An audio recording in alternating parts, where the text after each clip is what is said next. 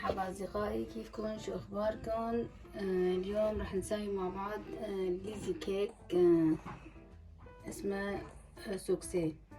عندي هون كاسة زيت مشان صوص الشوكولا، كاسة زيت، كاسة كاكاو، كاسة سكر، كاسة حليب. هون مشان صوص الشوكولا. وعندي هون علبتين بسكويت، كاسة جوز هند، وعندي هون نسكافيه.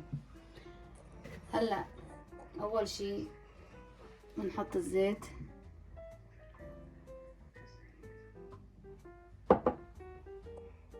بنحط السكر، وبنحط الحليب، بنحط الكاكاو، وعندي هون نسكافيه كمان اختياري هيك بس شوي.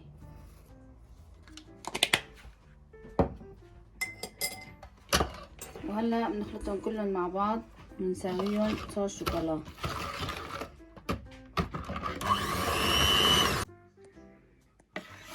بعد ما خلطتهم سوا صار معي هيك الصوص. هلا بنشيل الكاسة على الطرف،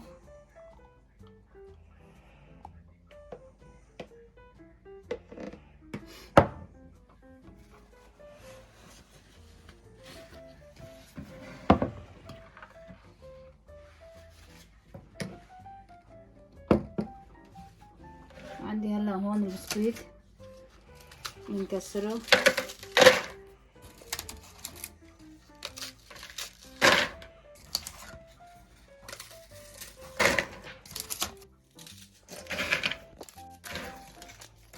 هون بعد ما كسرت البسكويت وشلت هون حبتين على طرف عشان التزيين. عندي هلا كاسة جوز الهند، وهلا بنحط الصوص فوق البسكويت.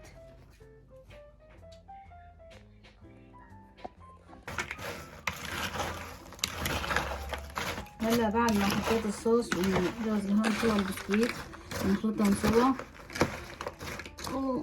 ونحطهم بالقالب او بكيس نايلون حسب التشكيل كيف ما بتحبوه.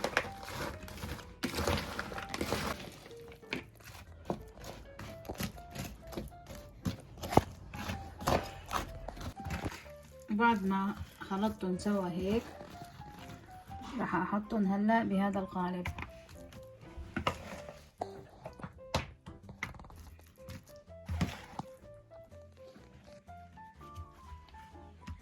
هلا بعد ما حطيتهم بهذا القالب بنكبسهم وبنحطه بالبراد على اقل شي 2 ل3 ساعات، وبعدين بنطالعه من القالب وبنزينه بالشوكولا، بالبسكويت، بالفستق حسب.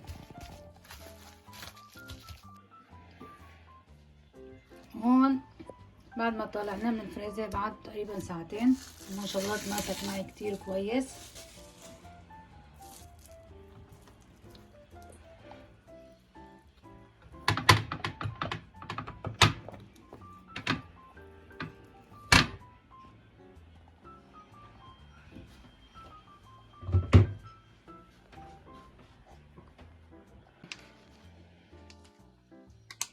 وهي كاسة الصوص اللي سويته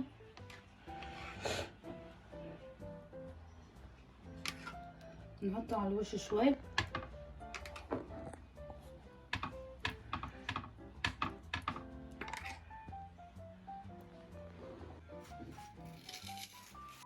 وهذا البسكويت اللي عرفناه كمان للزينة.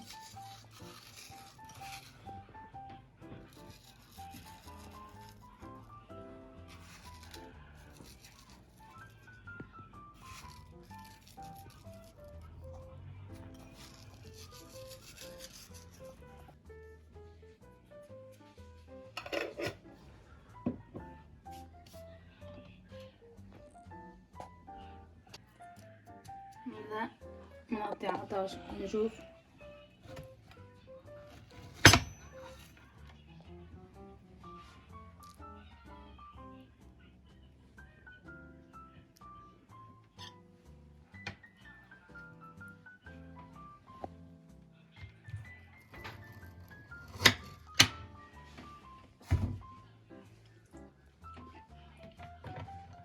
ما شاء الله طالع كتير كويس.